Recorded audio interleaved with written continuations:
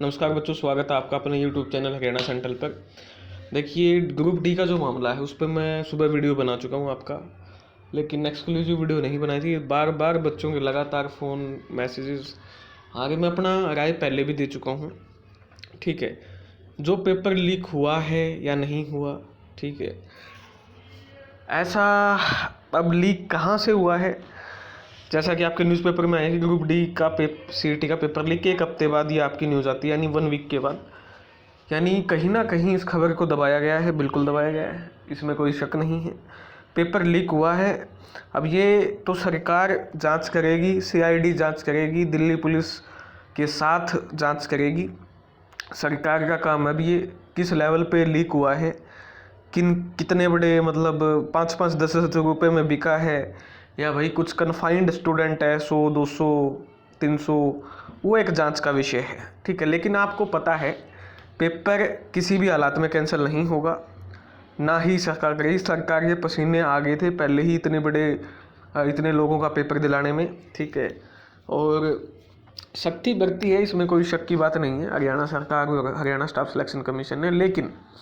लेकिन पेपर जो ऐसा प्रतीत होता है, पेपर जो चेक हुआ है, वो जो लीक हुआ है, या आपका जो भी कह लो आप, आजकल देखो सबसे पहले तो आपको ये देखना पड़ेगा कि लीक करने का तरीका क्या है।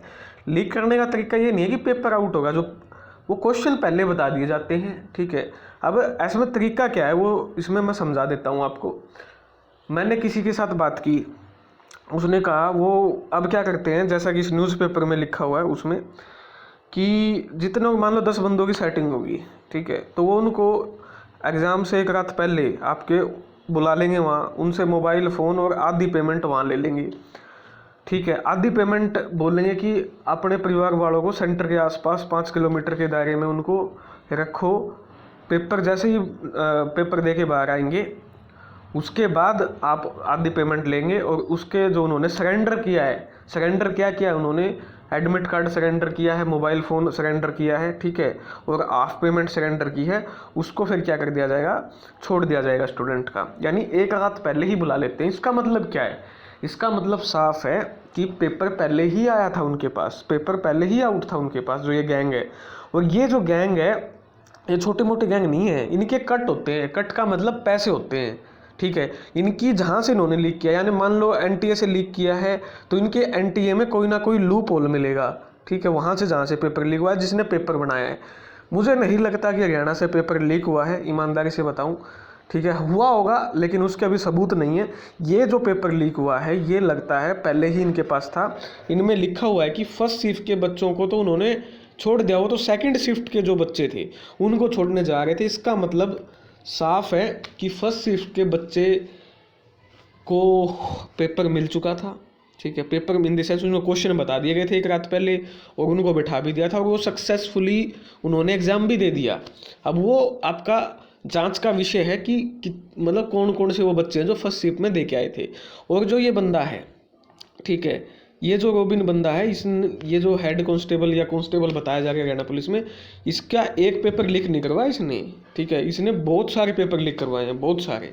ठीक है, तो जो इसका नाम आ रहा है, ये कोई छोटा मोटा बंदा नहीं है, आपको समझना पड़ेगा। इसका पहले भी नाम आ चुका है काफ़ी सारी उसमें। इसका मतलब साफ है कि कहीं ना कहीं किसी लेवल पे तो पेपर में गड़बड़ हुई है। अब वो कितने बड़े लेवल पे है वो जांच का विषय है। वो सरकार चाहती है, सरकार तो देखो चाहेगी नहीं, क्योंकि उन पे आज फिर आपकी विपक्ष ने प्रेस कॉन्फ्रेंस कर दी है, तो सरकार की साख पे तो बट्टा लगेगा। तो आज अब क्या करेगी, अब सरकार जो सरकार के चहेते हैं या चमचे हैं उनसे कहलवाएगी। अध्यापक लगा लो या कुछ यूट्यूबर लगा लो, उनसे कहलवाएगी, नहीं नहीं नहीं पेपर लीक नहीं हुआ। अभी तक तो आ गई होंगी वीडियो, आप लोगों ने, बच्चों ने देख भी ली होगी, कई अध्यापकों ने बना भी दी होंगी, नहीं यही पेपर लीक को नहीं हुआ भाई। अब वो आएंगे क्योंकि उनको बोला गया है ऐसा करने के लिए। पहले उन्होंने वीडियो बनाई, हो पेपर लीक हो गया।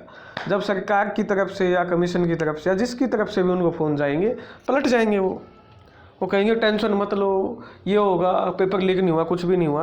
अरे जड़ मूर्खों, जब फर्स्ट शिफ्ट के बच्चा का सक्सेसफुली उन्होंने पेपर बिठा दिए फर्स्ट शिफ्ट में, पेपर लीक होने का मतलब ये होगा नहीं कि भाई किसी ने व्हाट्सएप पर फोटो खींच के पेपर लीक कर दिया। अब वो तरीका नहीं है पेपर लीक करने का। आपको आजकल तो नए तरीके हैं, 41 क्वेश्चन रिपीट कर दो, 33 क्वेश्चन रिपीट कर दो, बता दो भाई हाँ 41 क्वेश्चन में होंगे। ठीक है, पहले ही एक रात पहले ही अगले उत्तर बता दे हैं। इसकी जांच होनी चाहिए। जांच का विषय है कि ये पेपर जो है एनटीए से वहाँ पर या फिर आपका जिस भी एजेंसी ने पेपर बनाया, क्योंकि इनकी सेटिंग बहुत तगड़ी होती है। जो ये आपके जो गिरोह होता है ना, ये सभी को जानते हैं, ये सभी तक पैसे पहुँचाते हैं। इतने बड़े लेवल पे पेपर, यानी 11-11 लाख रुपए किसी बंदे से ले रहे हो, 100 बंदे भी अगर इनको मिल गए तो कितने करोड़ों रुपए कमा गए। तो ये इतनी बड़ा रिस्क ऐसे ही नहीं लेते, इनके पास होता है बैकअप। ठीक है, अब वो बैकअप किसका है वो कभी खुलासा नहीं हो पाएगा। वो जो ये वहम में है कि किस सच पता चल जाएगा, वो वहम निकाल दो। अभी भी बहुत सारों की वीडियो आ गई होंगी, अब ये डिफेंड करेंगे नहीं नहीं पेपर कुछ लीक नहीं हुआ, इसमें हमारी गलती नहीं है, इसमें वो नहीं है। तो इनसे इनके हम हरियाणा का जो बच्चा है इनका आदी हो चुका है। ठीक है, क्योंकि सच्चाई ये है कि चाहे पेपर लीक हुआ हो या ना हुआ हो, सरकार इस बात को नहीं मानेगी किसी भी हालात पे। इसका एक समाधान है जो आपके हित में भी है, ठीक है, और जो सरकार के हित में भी है। देखो अब विश्वास तो कोई कर ही नहीं पाएगा ना सरकार पे, चाहे इसमें सरकार की गलती है, कमीशन की गलती है या नहीं है। ये तो पहली बार तो हुआ नहीं है, ये तो चलो बाहर से हुआ है, एनटीए वगैरह जिसने भी जहाँ से भी हुआ है, इस पर अभी जांच है। लेकिन ग्राम सचिव, पटवारी, कांस्टेबल वो कहाँ से हुए थे? 41 क्वेश्चन रिपीट कहाँ हुए हैं ग्रुप 56 के? ठीक है, ये भर्तियाँ कौन अटकाए हुए 4 साल से? कांस्टेबल का कहाँ से हुआ था? 33 क्वेश्चन एचसीएस में कहाँ से हुए थे? 1.5 करोड़ रुपए नागरिकी उससे मिलते हैं टेबल से, वो कहाँ से मिलते हैं? वो तो हरियाणा से ही मिलते हैं ना। तो ये सारी चीज़ें कनेक्टेड है, ये आम आदमी को नहीं पता चलेगा। आम आदमी पे तो केस होते हैं जी, आप आवाज़ उठाओगे आप पे केस ठोक देंगे।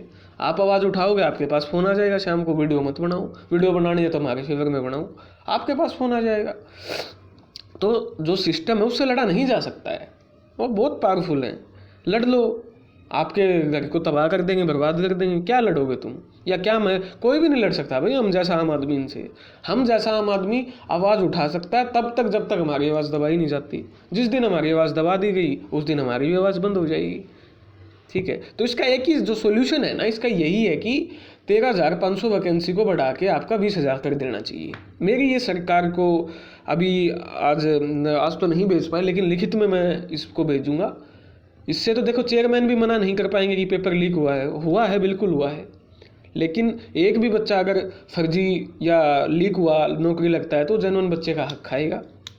ठीक है, तो ये एक सोल्यूशन है कि 7-8 हज़ार आप वैकेंसी बढ़ाओ ताकि कुछ फर्जी बच्चे हैं तो उसका कंपनसेट हो। वो तो हमको देखो, ये मैं इसलिए कह रहा हूँ क्योंकि देखो सज़ा तो मिलने से रही भाई, किसी को ना तो किसी को जेल होगी। ये जो कांस्टेबल है इसने पहली बार तो ये पकड़ा कौन गया? 4 साल में ये तीसरी बार पकड़ा गया है। तो अभी मैं हरियाणा सरकार से पूछना चाहूँगा कि आपने क्या किया है? हरियाणा के केस में चलो ये पहली बार पकड़ा गया है, सेंटर की पुलिस ने क्या किया है? दिल्ली पुलिस जिसने जिस भी राज्य में इसने गड़बड़ की वहाँ किया, पकड़ा क्या क्यों नहीं गया? ये अभी तक इसके नाम के आगे कांस्टेबल लगा क्यों है?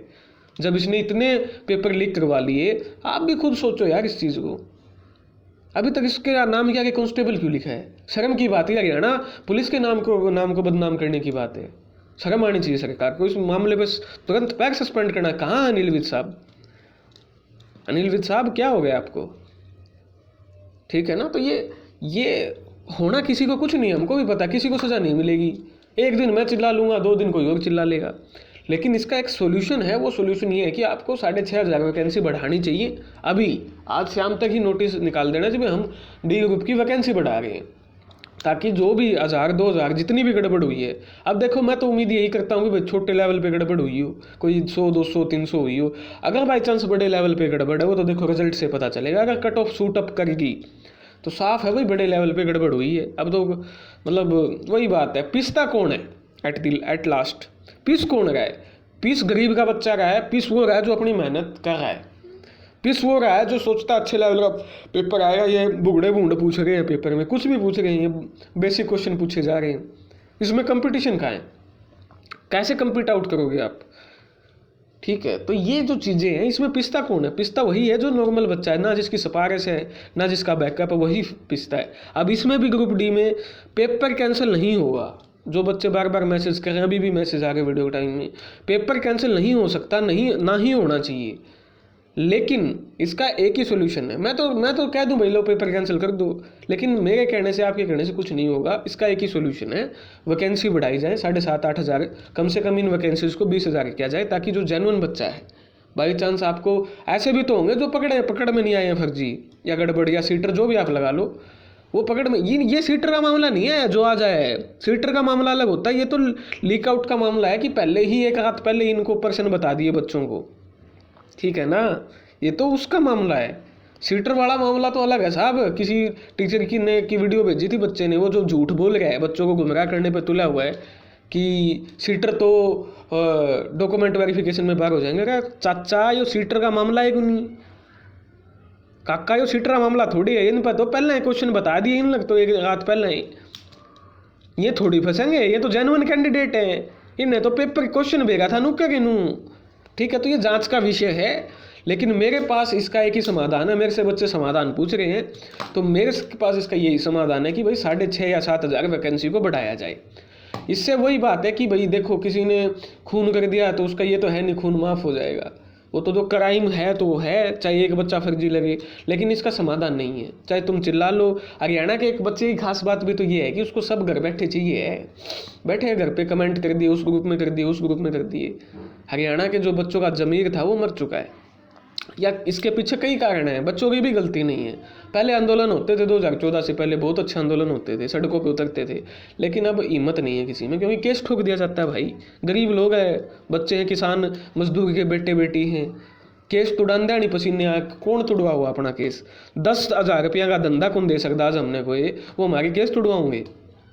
कोई बच्चा को नहीं आओ भाई सड़क पर, ना आना चाहिए। मैं तो यही कहूँ, क्या फ़ायदा है?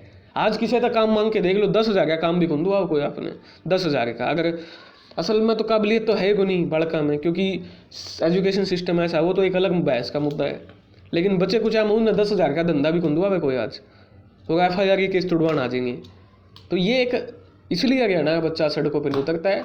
तो कुल मिला के बात ये है, गड़बड़ हुई है, चाहे वो 10% हुई हो, चाहे 100% हुई हो, नुकसान होगा, हो रहा है अभी तक। और इसका एक ही सोल्यूशन है, लगभग इन वैकेंसी को बढ़ा के 20% कर दिया जाए। कुछ आपके क्या है, कलेजे में ठंडक पड़ेगी बच्चों के भी, हमारे भी, ताकि जो 2-3 हज़ार फर्जी लगने हैं वो लग जाएं, ताकि जेन्युइन बच्चों की सीट ना खाएं।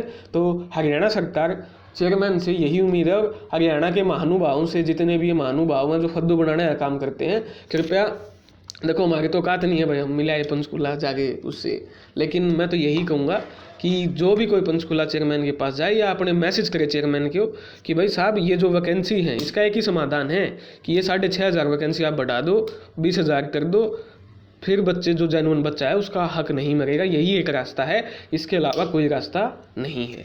धन्यवाद। जय हरियाणा, जय भारत।